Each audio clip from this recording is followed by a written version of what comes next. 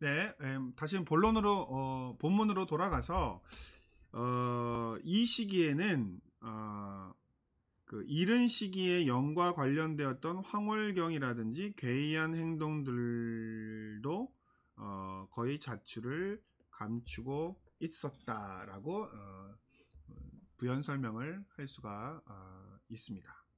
자, 어쨌든 영의 이 시기가 영의 언급이 있긴 하지만 영의 침묵이 있었고, 영의 침묵과 함께 이전에 있었던 영의 어떤 황홀경과 기이한 행동들에 대한 연관성도 사라지게 되었다라고 하는 것이 하나의 특징이라고 볼 수가 있고요. 두 번째, 영과 황홀경 예언자들에 관련된 내용을 한번 살펴보도록 하겠습니다. 여기에 관련된 본문들이 호세아와 미가와 이사야의 예언자들에게 속해 있는 그 본문들에서 나오는 특징들을 한번 살펴볼 텐데, 첫 번째로 호세아 9장 7절에 보면 우리 지난 시간에도 살펴봤던 내용입니다. 반복되는 내용이기도 하니까 뭐 간략하게 넘어가도록 하겠습니다. 이러한 침묵에 대한 몇 가지 설명이 가능한 것들이 있다라고 언급을 하고 있는데, 뭐 어쨌든 간에 예언자들도 자신들이 영과 관련이 많이 없다, 직접적으로 있다라고는 이야기 안 하고 있는 상황이었기 때문에 이걸 이제 부연을 설명을 하고 있는데, 왜 영의 언급이 많이 사라지게 되었느냐. 예언자들에게 있어서 예언이 있기 전에 누구에게 예언이 있었냐면 왕들에게 예언이 있었거든요. 그런데 영과 통치자들의 언급이 없는 이유는 왕의 합법화에 영의 권위 검증이 필요 없었기 때문이다. 따라서 왕들에게 있어서 언급이 사라지고, 또 그것이 예언자에게로 넘어가는 과정 속에서 침묵이 존재했었다라고 보는 겁니다. 자, 사울에게도 영의 언급이 있었고 다윗에게도 영의 언급이 있었는데, 다윗 이후로부터 왕조가 시스템화되죠. 그러다 보니까 그 다음부터는 영의 인증, 하나님의 신적인 인증이 필요한 것이 아니라 제도에 의해서, 세습에 의해서 왕조가 세습되다 보니까 영의 역할이 사라지죠. 그래서 한 100년 동안 영의 역할이 없어지는 거예요.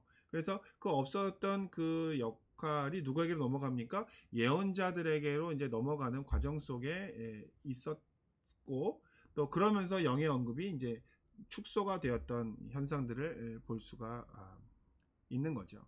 지난 시간에도 제가 약간의 설명을 드렸던 부분인데, 다른 것들 중에 중요한 부분은 하나님의 영의 사역에 둔감하게 만드는 체제로서의 군주제 속에서 영의 경직화를 의미할 가능성도 있다라고 하는 언급인데, 저는 이 의견에 동의합니다. 영은요, 경직화되어진, 조직화되어지는 속에서는 경직화됩니다. 그러니까 시스템이 없을 때는 되게 자유롭고 다이나믹하게 되기 때문에 굉장히 영의 활동이 강해지는 현상을 볼 수 있는데, 이것이 제도화되면 영이 경직화되는 현상을 우리가 경험하게 됩니다. 그게 이제 이스라엘 역사에서도 이제 증명이 된 것이죠. 제도화되니까 영이 활동할 수 있는 범위가 좁아진 거예요. 그래서 그걸 영의 경직화라고 썼던 것이죠. 그래서 여기도 하나의 특징이 볼 수가 있었고, 또 하나의 특징은, 그러니까 제도가 시스템화되기 때문에 영이 경직화되어지는 경향도 있었지만, 또 하나의 주된 원인은 이겁니다. 황홀 예언자들과 그들의 과도함 때문에 반발이 생겼기 때문이다라고 볼 수도 있다는 것이죠. 그래서 왜 예언자들이 자기를 영과 결부시키지 않았느냐? 바로 시중에 떠돌고 있었던 그 개념들 때문에 그런 겁니다. 사람들이 예언자 하면 미친 애들, 정신없는 애들, 영을 외치는 사람들이라고 하는 것 때문에 사람들이 오해를 한 거예요. 그러니까 영을 이야기하면 쟤도 미쳤구나, 쟤도 정신이 아니구나 라고 하는 것을 이야기하니까 그걸로부터 자기를 거리를 삼기 위해서 언급을 안 했다라고 하는 거죠. 그래서 여기 보시면 열왕기 하 3장 15절에 보면 엘리사가 하나님의 손이 그 위에 임하셨다라고 언급을 하고 있는데, 왜 하나님의 영이 아니라 하나님의 손이 그 위에 임했다라고 이야기하냐면, 사울 위에 임했던 황홀경 상태를 유발했던 영과의 연관성을 고의적으로 피하는 것임을 보여주고 있다라고 설명을 하고 있습니다. 그러니까 역사적으로 보면요, 유대인들과 그 신약의 그 기독교인들이 사실은 그 구약을 헬라어로 번역한 70인경을 같이 사용을 하기도 했었습니다. 그런데 유대인들이 그 70인경을 사용하지 않겠다는 거예요. 왜 그런지 아세요? 기독교인들이 70인경을 쓰니 우리도 같이 쓰면 저들과 함께 오해를 받고 우리도 기독교인인 것으로 오해를 받을 수 있으니, 유대인들은 이제 그 헬라어 성경이었던 70인역을 우리는 사용하지 않겠다라고 거부를 했었거든요. 그런 것처럼 사람들로부터 지탄을 받고 이상한 평가를 받는 사람들이 영을 언급하니까 진짜 예언자들은 그 사람들처럼 오해받고 싶지 않은 거예요. 그러니까 영을 언급하지 않았던 거죠.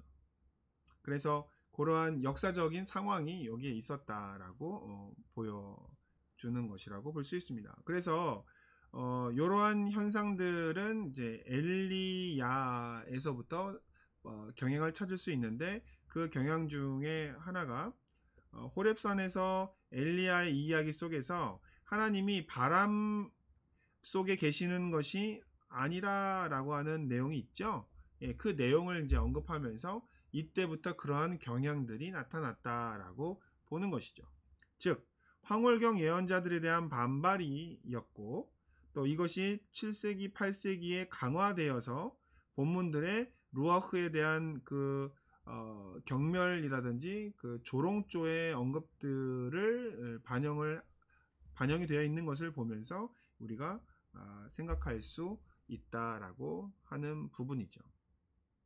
그래서 이 당시의 사람들이 영을 어떻게 생각했느냐, 루아흐를 어떻게 생각했느냐에 대한 그 일반적인 대중들의 생각이 여기에 있는 거예요. 사람이 만일 허망하게 행하며 라고 했을 때, 이 허망이라고 하는 것을 루아흐라고 하는 단어로, 똑같은 단어거든요. 똑같은 단어로 허망하게 라고 의미로 사용되어졌던 거예요. 그리고 그들이 보시면 내가 포도주와 독주에 대하여 내게 예언하리라 라고, 그 사람이 이 백성의 선지자가 되리로다 라고 하면서 선지자를 굉장히 비꼬고 비아냥거리는 본문에 루아흐가 등장합니다.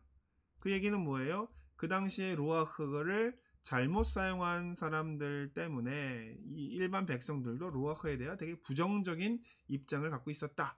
따라서 그거를 거리를 둘 수밖에 없었다라고 보는 거죠. 또 하나의 본문이 예레미야 5장 13절에 보면 선지자들은 바람이라 말씀이 그 속에 있지 아니한즉 이라고 하면서 루아흐라고 하는 것에 대한 경계를 예레미야가 나타내고 있습니다.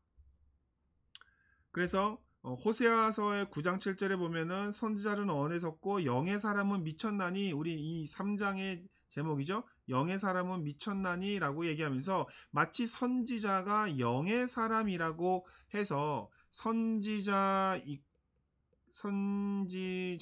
곧 영의 사람이구나 라고 하는 것을 뒷받침한다 라고 오해할 수 있는데, 이건 호세아의 주장이 아니에요. 호세아의 주장이 아니라 그 호세아를 향해 야유를 퍼부을 때 청들로부터 나오는 개탄이라는 겁니다. 즉, 이 말은 보통 이스라엘 백성들에 의해 행해졌던 영과 예언자에 대한 모욕적인 개념을 소개해주고 있는 것이죠. 따라서 예언자들이 자기 자신을 영의 사람이라고 주장한 건 아니에요. 사람들이 그렇게 본 거죠. 왜냐? 영의 사람들이라면 미친 사람들이라고 생각했기 때문에 조롱하고 또 비아냥거리기 위해서 그 언급을 한 거죠. 따라서 예언자들이 사람들이 나쁜 의미로 사용하는 그 영이라고 하는 개념을 예언자들이 굳이 사용해야 할 이유가 없었던 거죠. 그 이야기를 잘못 사용하면 자기도 덤탱이로 잘못되고 미친 사람이고 거짓 예언자들로 오해를 받는데 왜 그 언어를 사용했겠어요? 사용하지 않았다라고 하는 것이죠.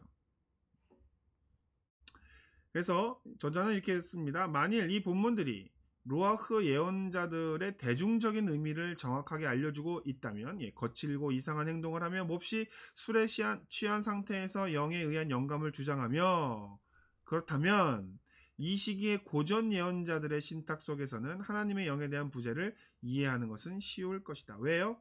영이 불명예스럽게 여겨졌기 때문입니다. 자, 이해하셨죠? 이 시기에 영의 언급이 왜 줄어들었느냐? 하나님의 영이라고 하는 단어를 언급하면 불명예스럽게 여겨졌기 때문에 그렇습니다. 이건요, 우리나라 그 역사에서도 기독교 역사에서도 우리가 찾아볼 수 있는데, 제가 고등학교 시절부터 또는 대학교 초반까지 한국을 휩쓸고 간 그 영적인 그 굉장히 아픈 역사가 있습니다. 바로 다가올 미래를 대비하라 해서 다미 선교회라고 하는 선교회가 있었죠. 그래서 1992년 10월 25일인가요? 뭐 그때 28일인가 하나님 예수님이 재림하신다라고 해가지고 온 나라를 떠들썩하게 하고 했었던 시기가 있었습니다. 그 당시에 유행이 뭔 줄 아세요? 요한계시록 강해였습니다. 너도 나도 요한계시록을 강해했었습니다. 그런데 그 다미선교회의 그 예언이 그 거짓으로 맞지 않은 것으로 드러나기 전까지는 온통 이 나라가 교회가 요한계시록 강해하는 거에 다니엘서 강해하는 거에 아주 그냥 열광을 했었습니다. 그래서 그때는 너나 나나 요한계시록과 다니엘을 강해를 많이 했죠. 그런데 이 다미선교회가 사회적인 무리를 일으키고 난 이후에 여러분 한번 살펴보세요. 다미선 1992년 이후에 한국 강단에서 거진 20년간 요한계시록과 다니엘서에 관련된 강해가 자취를 감췄습니다. 왜 그럴까요? 그 전까지는 그렇게 열광스럽게 요한계시록과 다니엘서를 강의하던 한국 교회가 왜 1992년 이후에는 요한계시록을 강해하지 않았을까요? 그 당시에는요, 요한계시록을 강해하고 다니엘서를 강해하면 다가올 미래와 다미선교회와 연결되어지는 그런 분위기였거든요. 그래서 모든 강단에서는 요한계시록과 다니엘서를 강의하지 않았던 거예요. 설교하지 않았던 겁니다. 왜냐하면 엮이고 싶지 않았기 때문에. 그래서 슬픈 이야기지만 요한계시록과 다니엘서에 관련된 굉장히 암흑기는 1992년도와 2010년, 오늘날까지도 그 다니엘서와 요한계시록에 관한 관계가 많지 않습니다. 그런데 재미난 것은 요즘에 들어서 이제 스물스물 다니엘서와 요한계시록에 관련된 그 강의가 스물스물 다시 올라오고 있습니다. 왜요? 20년간 침묵을 했었기 때문에 그것에 대한 어떤 그 이 영적인 갈구함이라든지 또 세계가 또 말세를 향해 가고 있다라고 하는 그런 느낌 때문에 그런지 다시 요한계시록과 다니엘서의 강의가 최근에 들어서 이제 다시 또 되어지고 있어요. 근데 그건 저는 뭐 지난 20년간 침묵을 20년이 넘죠. 92년이니까 거진 30년이 다 돼가네요. 30년 동안 한국교회가 침묵했던 그 성경 말씀에 대해서 다시 조명을 해야 하는 것은 맞다고 생각이 되어지고요. 또 이전에 잘못되었던 해석들에 대한 반성이 나오겠죠. 이제는. 어쨌든 그런 분위기가 있고 시기가 있습니다. 그래서 이 당시에는 영을 언급하면 가짜 예언자, 황홀경 예언자로 오인받던 시기였기 때문에 이렇게 영을 회피했다라고 하는 부분을 이제 살펴볼 수 있었습니다. 자, 이제 예, 영과 위대한 예언자들의 파트를 한번 보겠습니다. 이 앞에서는 이제 영에 관련이 없는 것들에 대해서 많이 말씀을 드렸다면 이제는 영에 관련된 본문들을 설명을 해드리도록 하겠습니다. 예언자족 운동과의 관련성이죠. 보면 특정한 문맥에서 예언자들에 의해 의도적으로 회피되고 있다는 사실에도 불구하고 이 시기의 모든 언급은 직접적이든 간접적이든 변함없이 예언자적 운동과 관련이 있다라고 하는 것입니다. 이에 관련된 본문이 여기에 열왕기상 18장 2절, 12절, 왕하 2장 16절, 열왕기상 22장 24절과 미가서 3장 8절에 모여 있습니다. 이 본문들을 또 한번 살펴보도록 하겠는데 여기에서의 관련된 특징은 영이 사람을 통제하거나 예언자에게 영감을 준다라고 하는 그런 의미로 사용되어지는 본문들입니다. 자, 하나님의 영에 대하여 말하는 자는 오직 예언자뿐이었습니다. 그 이전에는 왕이 자기가 왕이 되어지는 정당성을 합법화하기 위해서 야훼의 영을 언급했었죠. 사울과 다윗이요. 그 이후에는 하나님의 영을 이야기하는 사람은 더 이상 왕은 아니었어요. 그럼 누구였냐? 예언자뿐이었습니다. 그러니까 하나님의 영이 왕에게는 더 이상 역사하지 않으시고 이제 예언자로 옮겨왔다고 제가 말씀을 드렸잖아요. 왜냐하면 영에 대해서 이야기하는 사람이 예언자뿐이었기 때문에 그렇습니다. 한국 교회도 마찬가지입니다. 오순절 교단이 강하게 하나님의 영을 이야기할 때 한국 교회는 그 영을 사실 거부했었죠. 하지만 이제는 뭐 너나 나나 다 영을 언급하고 있는데 그 중에서도 우리가 이 영에 대해서 굉장히 발달하고 있는 교단이기 때문에 이렇게 오순절 교단에서 구약의 성령론을 강의를 한다고 말씀을 드렸잖아요. 영에 관심이 많은 교단에 하나님의 영이 역사합니다. 영에 많은 목회자에게 하나님의 영이 역사하시죠. 영을 이렇게 열려 있는 교회가 하나님이 역사하신다고 하는 것을 또 역사적으로도 볼 수가 있는 거죠. 예언자들만이 하나님의 영을 언급했기 때문에 하나님의 영이 예언자들에게 나타났다라고 하는 것입니다. 여기에 보면 이전 시기에 카리스마적인 지도자들에게 임했던 영이 이 시기에도 임하죠. 이른 시기에 이스라엘의 카리스마적인 지도적인 과정은 영의 은사라는 수단을 통해서 파악될 수가 있었습니다.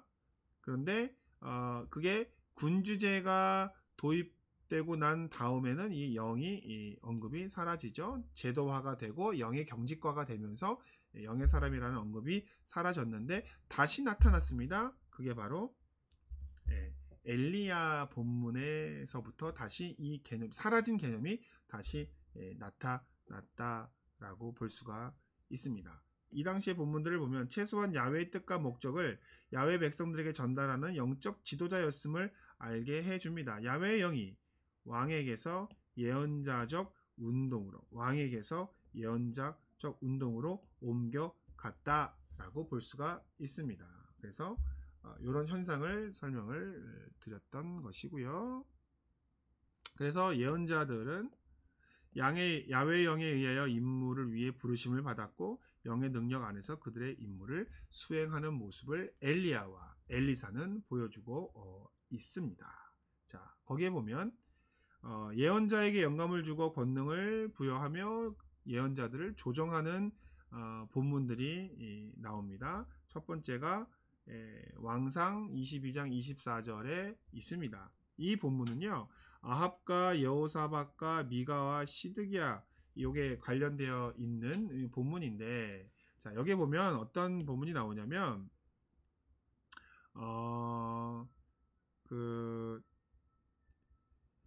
여호사밧의 도발로 인하여 기분 좋게만 말하는 신탁이 불안했던 아합이 화신탁을 말하는 자로 알려져 있었던 미가야를 부릅니다.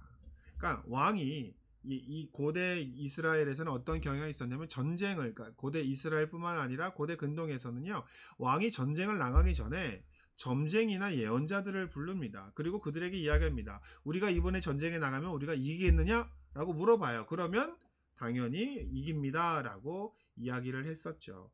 그런데 아주 독특하게도 이스라엘 예언자만큼은 왕 앞에 부정적인 이야기를 했었어요. 그러니까 고대 근동의 다른 나라의 예언자들은요, 부정한 예언을 하지 않아요. 그냥 나가면 이깁니다, 나가면 이깁니다 라고 예언을 합니다. 왜냐면 나가면 집니다라고 얘기하면 뭐 그 자리에서 죽임을 당할 텐데 뭐하러 내가 그걸 하겠느냐라고 생각을 해서 그냥 그, 그냥 길한 좋은 예언만 하죠. 근데 이스라엘 예언자들은 약간 독특해요. 이 이스라엘 예언자들은 부정적인 예언을 하거든요. 그러니까 그전에는 듣지 않았어요. 그런데 불안한 거예요, 아합이. 여호사밧이랑 싸우려고 나가야 되는데 자기 예언자들에게, 바알 예언자들, 선지자들에게 물어보니까 다 이긴다고 얘기하는 거예요. 그런데 너무 다 옳은 소리만, 너무 다 좋은 소리만 하니까 불안하니까 미가야한테 얘기한 거예요. 야, 너는 그동안 나한테 나쁜 예언을 했는데 이번에 나에게도 또 나쁜 예언을 하겠느냐라고 물어본 거죠. 그런데 이번에 미가야가 어떻게 얘기합니까? 아주 좋은 예언을 합니다. 그러자 아합이, 야, 이제까지는 나쁜 예언을 하다가 왜 이번엔 좋은 예언을 하느냐? 그게 더 이상하다 라고 이야기하면서 이제 거기에 뭐가 나옵니까? 하나님이 거짓 영을 보내서 거짓 예언자들에게 예언을 했듯이 나도 거짓 예언을 한 겁니다 라고 이야기하면서 사실은 아합에게 부정적인 예언을 또 하는 장면이 나오죠. 이때 보면 어떤 본문이 나오냐면 이렇게 나오죠. 야훼의 영이 나를 떠나 어디로 가서 내게 말씀하시더냐 라고 하는 본문이 나와요. 저쪽 예언자들이죠. 반대 예언자들이 얘기하죠. 우리 야훼의 영이 우리를 떠나서 너에게 나갔느냐 라고 이야기하면서 그 본문에는 어떻게 나왔다는 거예요. 마치 야훼의 영이 자기들의 예언의 근원인 것처럼 이야기를 하죠. 보세요. 미가야는 발생하는 사건들이 주께서 자신에게 말씀하셨고 시드에기야에게는 말씀하지 않으셨음을 증명할 것이라고 대답을 합니다. 결국 미가야는 감옥에 감금되어지지만 길랏 라몬 전투에서 아합이 죽음으로 말미암아 미가야의 말이 옳았음을 증명합니다. 그러니까 하나님의 거짓된 영이 그들에게 임해서 거짓말을 시켰다라고 이야기했던 미가야 말이 맞았던 것이죠. 그래서 미가야는 야훼의 영을 통하여 자신의 신탁을 받았다고 분명하게 주장하지 않습니다. 그러나 영에게 사로잡힌 잡힘이 비난을 불러오는 상황 속에서 미가야의 그런 억제는 이해할 수 있다라고 볼 수 있다는 것이죠. 하지만 그럼에도 불구하고 영과 예언이 연결되어졌다라고 하는 당시의 어떤 그 뉘앙스는 우리가 파악할 수가 있다라고 하는 것이죠. 그래서 최소한 예언자의 말씀이 하나님의 영에 의해 영감된다는 생각하는 대중들의 견해가 존재했음은 보여주고 있다라고 볼 수가 있습니다. 나를 떠나 어디로 가서 내게 말씀하시더냐라고 하는 것은 그러니까 그들의 주장 내지는 그 당시 백성들의 그 통용되어지던 생각은 그런 생각이 있었다는 것은 우리가 알 수 있죠. 그러니까 하나님의 영이 나를 떠나서 너에게로 갔느냐라고 하는 것은 미가야의 주장은 아니지만 당시에 그런 생각들이 존재하고 있었다라고 하는 것은 알고 있었는데 미가야가 거기에 동조하지 않죠. 왜요? 거짓 예언자들의 주장이기 때문에. 하지만 완전하게 거부한 건 또 아니죠. 거짓 영이 있다고 하나님의 영이 거짓을 말하게 한 것이다라고 하는 것은 하나님의 영이 영향을 주었다라고 하는 것을 또 이야기하는 부분이기 때문에 그런 표현이 갖고 있는 이중적인 의미가 있다라고 설명을 하고 있습니다. 그래서 저자가 이렇게 이야기하죠. 미가야는 자신의 환상을 진술하면서 야훼의 영이 예언자들을 통하여 말씀하신다는 사람들의 가정을 인정하고 있다. 하지만 직접적으로는 얘기하지 않지만 인정은 하고 있는 분위기. 왜냐하면 그 당시에 그런 인식들이 있었기 때문에 그렇습니다. 그래서 미가야도 영의 영감을 은연중에 주장하고 있다라고 생각을 하고 있는 거죠. 이 저자는. 그런데 여러분 결론적으로 제가 말씀을 드리자면 예언자의 예언 활동은 하나님의 영에 의한 활동이죠. 그런데 우리는 지금 알고 있어요. 저도 그렇게 주장합니다. 하나님의 영이 임해야 예언자의 활동을 할 수 있어요.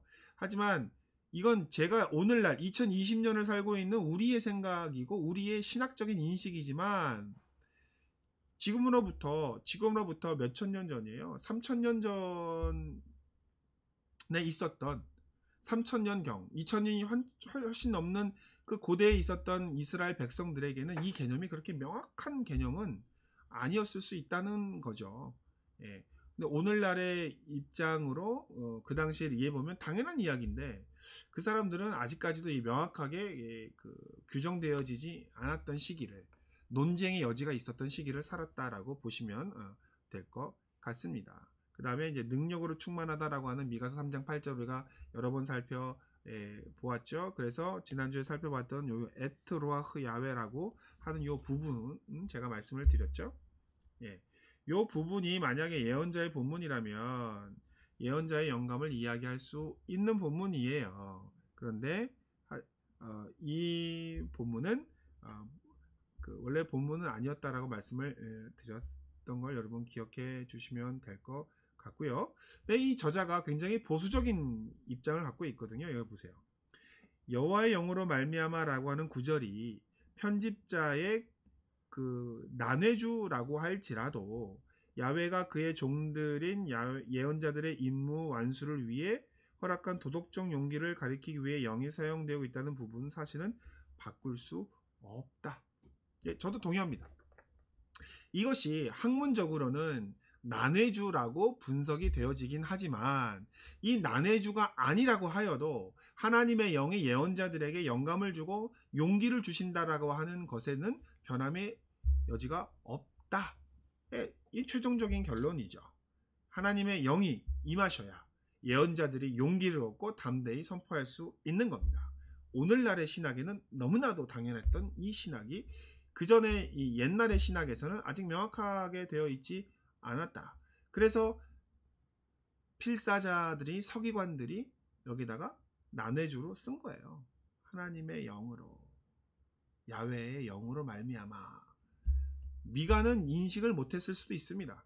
하지만 후대에 하나님의 그 신앙, 야훼 하나님을 믿는 신앙을 갖고 있었던 사람들은 이것이 야훼의 영이 아니면 될 수 없다라고 하는 인식을 가지고 여기 성경에 야훼의 영으로 말미암아라고 하는 이 구절을 집어 넣은 것이죠. 그러니까는 이 야훼의 영에 관련된 이 신학적 반성이 굉장히 오래전부터 존재했다라고 하는 것을 알 수 있는 반증이기도 합니다. 미가의 것은 아니지만 이스라엘 백성들의 야훼 신앙 속에서 야훼의 영에 이 예언의 능력을 주시고 예언자들에게 용기를 주신다라고 하는 사상은 굉장히 이른 시기부터 존재했었다라고 하는 것을 오히려 이 주해적, 이 편집적 주해가 반증하고 있다라고 볼 수가 있는 것이죠. 자, 그 다음에 또 하나의 특징은 야훼의 절대적인 조종 아래에서 볼 수가 있는데, 여기에 보면 이제 엘리야와 아합과 오바댜가 등장하는 사건이 나옵니다. 자, 아합 왕이 오바댜라고 하는 신하를 시켜서 엘리야를 데리고 오라고 합니다. 왜냐면 엘리야를 찾을 수가 없어. 이 엘리야가 신출귀몰해가지고 오라고 해도 안 오고 찾으러 가면 없어지고 하니까 이 아합이 오바댜라고 하는 신하를 시켜서 엘리야를 꼭 데리고 와라 라고 얘기합니다. 그랬더니 엘리야가 오바댜 보고 얘기해요. 내가 갈 테니 너 먼저 가 있으시오 라고 얘기했더니 오바댜가 얘기합니다. 제가 엘리야 선생님을, 선지자를 꼭 모시고 가야 됩니다. 만약에 모시고 안 가면 저는 죽습니다. 만약에 하나님의 영이 당신을 데리고 가신다면 내가 어떻게 당신을 찾을 수 있겠습니까? 라고 하는 장면이 나옵니다. 여기 나오죠. 내가 당신을 떠난 후에, 여기서 말하는 나는 오바댜죠. 내가 당신을 떠난 후에 여호와의 영이 내가 알지 못하는 곳으로 당신을 이끌어 가시리니 내가 가서 아합에게 고하였다가 당신을 찾지 못하면 내가 죽임을 당하리라 라고 하는 본문이죠. 여기에 보면은 하나님의 영이 당신을 이끌어 가신다 라고 표현이 되어 있죠. 이때 사용되어진 단어가 바로 루아흐입니다. 그런데 여러분, 하나님이 당신을 이끌어서 알지 못하는 곳으로 갈 수 있는 그런 가능성이 뭘까요? 회오리 바람이 몰아쳐서 엘리야를 쑥 하고 데려가는 상황도 생각해 볼 수가 있죠. 그거를 우리 저자는 이제 공중부양이라고 하는, 공간 이동이라고 하는 단어를 썼는데, 만약 하나님의 바람, 야훼의 바람이 당신을 이끌어 가셨다라고 번역한다면 바람이 엘리야를 이동시킨 거잖아요. 그러면 이때 이거를 바람으로 번역할 것이냐 아니면 야훼의 영이 엘리야를 감동시켜서 다른 곳으로 이동하셨다라고 번역할 것이냐의 가능성이 두 가지거든요. 여러분 어떠시겠어요? 엘리야를 바람으로 이동시키시겠어요? 엘리야를 하나님의 영이 감동시켜서 움직였다고 보시겠습니까? 이 저자는 이거를 영으로 봐야 된다라고 하시는 것이죠. 그래서 하나님을 경외하는 궁중의 종은 오로지 야훼의 절대적인 다스림의 결과인 엘리야의 신비로운 사라짐을 떠올리고 있다라고 보신 것이죠. 그래서 공중부양이나 공간 이동을 관련한 것이 아니다. 하나님의 영으로 감동받아서 신비롭게 어디론가 호련히 떠나는 그러한 가정을 생각하고 있다라고 저자는 생각하고 있습니다. 네, 저도 그렇죠. 여기서의 강조점은 한 장소에서 다른 장소로 예언자가 물리적으로 옮겨지고 있다는 것보다는 야훼가 그와 함께 하시는 것을 강조하고 있다라고 볼 수가 있습니다. 그래서 저자의 주장은 공간 이동은 바람이기보다는 분명히 야훼의 영이다. 이 논제가 뭐냐면 거기가 야훼의 루아크가 나오잖아요. 그럼 이 야훼의 루아크를 바람으로 번역할 것이냐 야훼의 영으로 번역할 것이냐의 문제를 지금 이야기하고 있는 거예요. 만약에 바람이라고 이야기한다면 공간 이동을 장소 이동을 이야기하는 것이고 또 야훼의 영을 이야기한다면 마치 하나님의 영이 엘리야와 함께 우리가 인간들이 생각하지 못하는 곳으로 호련히 떠나는 그런 장면을 생각해 보실 수 있는 건데 저자는 바람보다는 야훼의 영이 맞다라고 생각하고 있습니다. 영을요 바람으로 생각할 수 있는 본문은 딱 두 본문이라고 이 리브는 이야기합니다. 이사야 40장 17절과 59장 19절에서는 바람이라고 명확하게 번역할 수 있다. 나머지 부분은 야훼의 영으로 번역을 해야 된다라고 이야기합니다. 자, 결론적으로 열왕기상 18장 46절이 엘리야에게 행했던 것과 비슷한 행동들을 말하고 있다. 그 힘이 바람의 능력이라기보다는 인격적으로 야훼와 더욱 관련되어 있다는 것을 나타낸다. 그것은 분명 야훼의 영이 틀림없다라고 얘기합니다. 그런데 이것과 비슷한 본문이 하나 더 있죠. 바로 열왕기하 2장 16절입니다. 열왕기하 2장 16절은 어떤 본문이에요?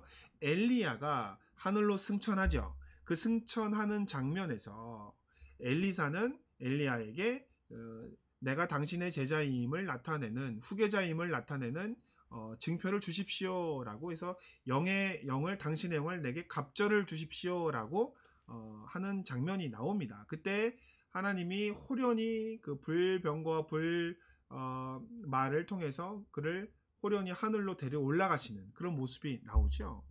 그때 나오는 장면도 비슷합니다. 엘리야가 해오리 바람에 의해 하늘로 올라갔습니다. 예언자 생도들은 엘리사에게서 허락을 받고 엘리야를 찾아 나섭니다. 왜냐하면 하나님의 영이 저를 들어 가다가 어느 산에서 어느 골짜기에서 던지셨을 수도 있기 때문입니다. 열왕기상 18장 12절의 경우처럼 그 언급은 공중부양을 의미하기보다는 야훼의 의지와 능력이 엘리야 위에 전적으로 임하여 다스렸음을 말하고 있다라고 봅니다. 그래서 바람이라는 번역보다는 영이라는 번역이 더 맞다라고 생각하는 또 하나의 근거라고 이야기하고 있습니다.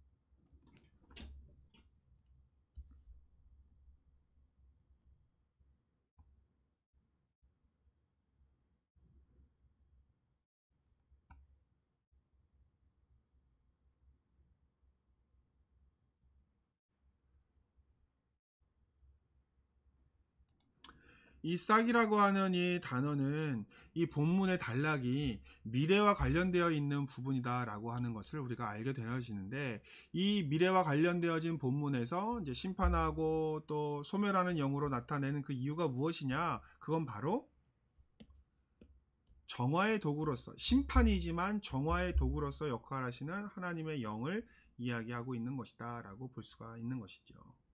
그래서 야훼는 심판하고 책망하며 정결케 하는 그의 영을 사용하여 이스라엘 예루살렘을 정결하게 씻어내신다 라고 하는 영의 역할이, 기능이 나타나고 있다라고 볼 수 있습니다.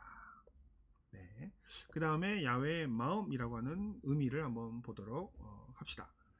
그 이사야서 30장 1절에는 가장 특이한 의미가 루아흐에게 붙여집니다. 보통 히브리어로 레브라고 하는 단어는 마음을 뜻하는 것으로 사용되어지는데, 이 부분은 루아흐가 마음을 또 의미한다라고 하는 부분입니다. 이것도 제가 지난 시간에 강의할 때 설명을 드렸던 부분이에요.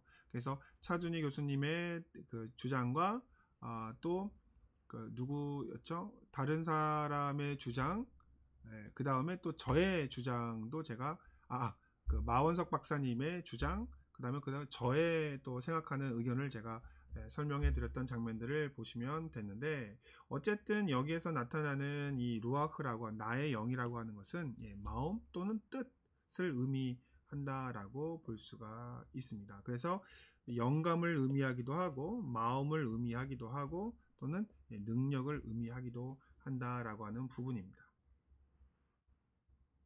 요거는 지난 시간에 설명을 했기 때문에 넘어가고요.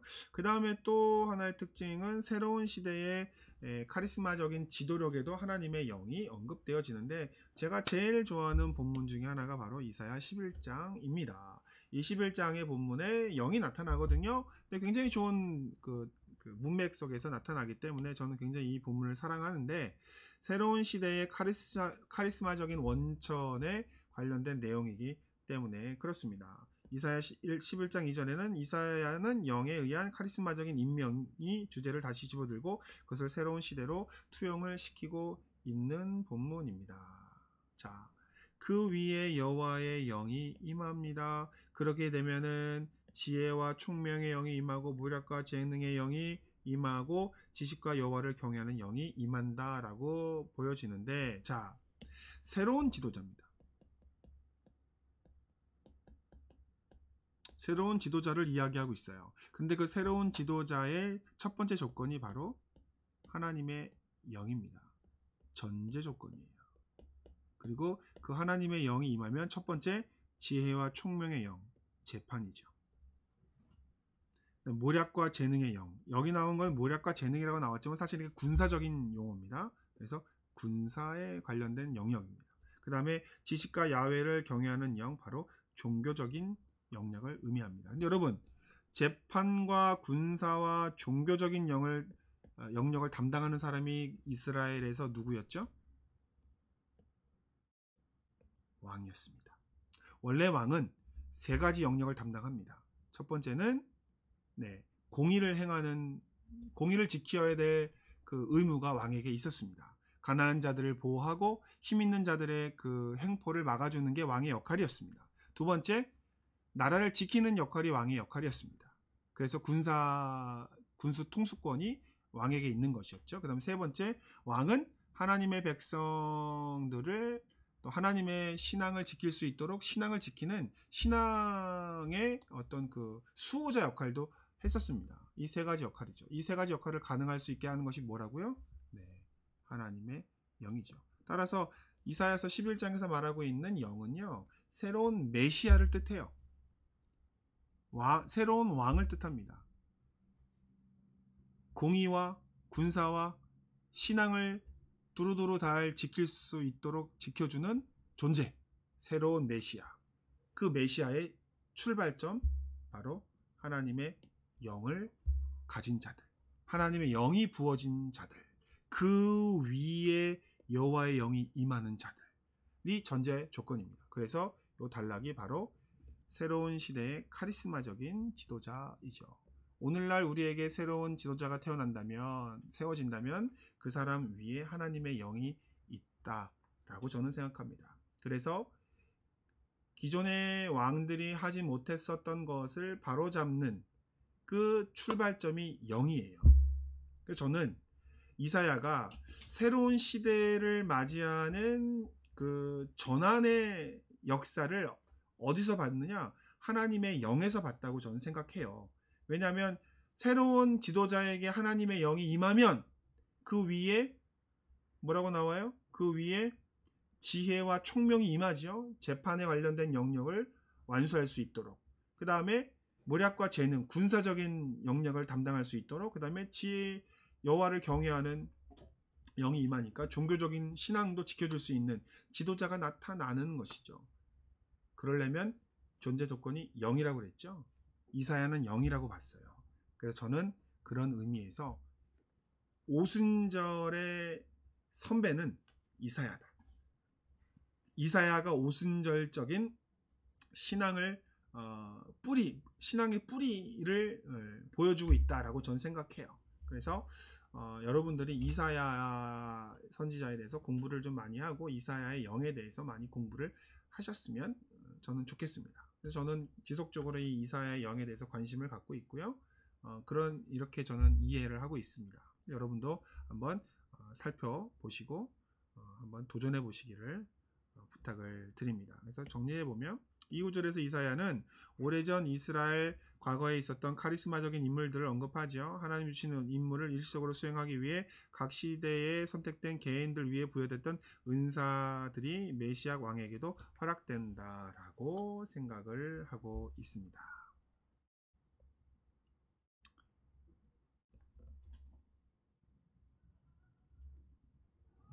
네, 그렇죠.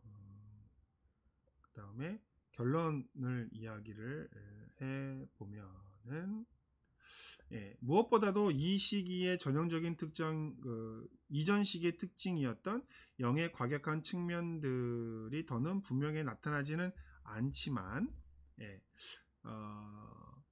예언자 운동 대부분이 하나님의 영과 관련이 있어 보인다라고 저자는 정의를 합니다. 이전에 있었던 과격한 특징은 분명히 없지만 예언자 쪽으로 이동을 했었고 그 다음에 그 영이 구원하는 능력과 징발 파괴하는 능력으로의 약간 변화를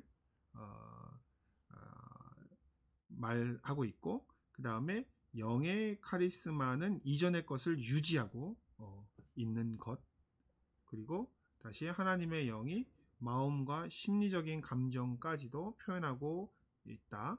그 다음에 특별한 인물을 위한 선택자를 위한 은사로서도 이해가 되고 있다라고 하는 특징이 6가지 특징이죠.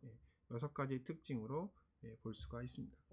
이 강의를 결론을 요약을 하면서 결론을 내자면 엘리야로부터 바벨론 포로기까지의 이 영은 이전에 있었던 요소들도 나타나기 시작했고 또 이전에 없었던 새로운 요소들이 변화가 나타났었다라고 하는 것을 볼 수가 있습니다. 그런데 제가 이번 강의를 통해서 최종적으로 여러분들께 같이 나누고 싶은 내용은요. 위기의 순간에 다가올 때 그 위기를 어떻게 극복할 것이냐 돌파할 것이냐를 예언자들은 특히 이사야는 하나님의 영에서 찾았습니다. 여러분 지금 우리나라가 되게 여러 가지로 어려움을 당하고 있죠. 특별히 교회가 어려움을 당하고 있죠. 이 어려움을 어떻게 극복하시겠습니까? 라고 물어본다면 어떤 사람들은 이렇게 얘기할 거예요. 우리가 이렇게 얘기해야 된다. 또 저렇게 얘기해야 된다. 사회를 더욱더 섬겨야 된다. 봉사를 해야 된다. 뭐 해야 된다. 이렇게 얘기할 거예요. 방역을 더 열심히 해야 된다. 그런데 이사야였다면 어떻게 했을까요? 이사야가 다시 이 시대에 나왔다면 어떻게 했을까요? 그 시작을 어떻게 풀어갔을까요? 한번 생각해 보십시오. 오순절 주의자들이라면 이 위기의 시기를 무엇으로 헤쳐나갈 것인가? 무엇이 해답이다 라고 이야기할 것인가? 이사야는 하나님의 영이 새로운 지도자들에게 임하면 그들이 이전의 왕들이 하지 못했던 그러한 일들을 하나하나 다시 행할 수 있다. 따라서 영이 임하여 그들의 마음과 영을 변화시켜야 세상이 변한다 라고 얘기했던 것이죠. 여러분, 우리가 오늘날 무엇을 해야 할까요? 하나님의 영이 우리의 마음속에 임해야 됩니다. 우리에게 임하셔서 우리를 변화시켜야 행동이 변화가 되는 거예요. 행동이 먼저가 아니라 우리를 변화시켜야 됩니다. 한국교회가 많이 타락하고 한국교회가 괴물들을 만들어 냈죠. 왜요? 그 하나님의 영이 와야 깨닫게 됩니다. 우리가 무엇을 잘못했는지 깨달아야 돼요. 우리가 무엇을 이제까지 잘못해 왔는지를 우리가 모르기 때문에 지금 어디서부터 해결해야 되는지를 모르는 거거든요. 근데 하나님의 영이 임하셔서 회개의 영이 임하시고 소멸의 영이 임하시고 또 우리를 정화시키는 하나님의 영이 임하셔서 우리 안에 있는 나쁜 것들, 잘못된 것들, 왜곡된 것들을 불살르고 정결하게 다시 우리를 태어나게 하시고 난 다음에야 무슨 행동이 나올 수 있다고 저는 생각해요. 그래서 저는 이 코로나 시기에 한국 교회가 하나님의 영이 다시 임하셔서 거룩한 영이 임하시고 정결하신 영이 임하시고 또 새로운 능력의 영이 임하셔서 우리의 몸과 생각을 변화시키시고 또 그래야 우리에게 새로운 가능성이 있다. 이게 오순절적인 해법입니다. 우리가 무엇을 교회를 개편하고 무엇을 바꾸고 그게 아니라 하나님의 영이 오셔서 우리의 마음과 생각을 바꾸셔야 됩니다 라고 말하는 것이 바로 오순절주의자들이 해야 할 이야기가 아닌가 싶습니다. 그래서 여러분이 서 있는 그 자리에서 사람들에게 하나님의 영이 임하셔야 됩니다. 하나님의 영이 임하셔서 우리에게 깨달음과 반성과 회개의 영을 허락해 주셔야 우리가 새롭게 변화될 수 있습니다 라고 말씀을 해 주셨으면 좋겠습니다. 그것이 오늘 엘리야와 바벨론 포로기까지의 영에서 제가 여러분과 나눌 수 있는 케르구마적인 설교에 이용할 수 있고 사용할 수 있는 메시지가 이것이 아닌가라고 생각을 해보면서 여러분들께 말씀을 드리고 싶습니다. 오늘 3장의 내용을 살펴보았는데요. 이 강의를 들으시고 또 의문점이 나시거나 또 여러분의 생각들을 적어주셔서 다음 주까지 과제로 제출해 주시면 감사하도록 하겠습니다. 여러분 감사합니다.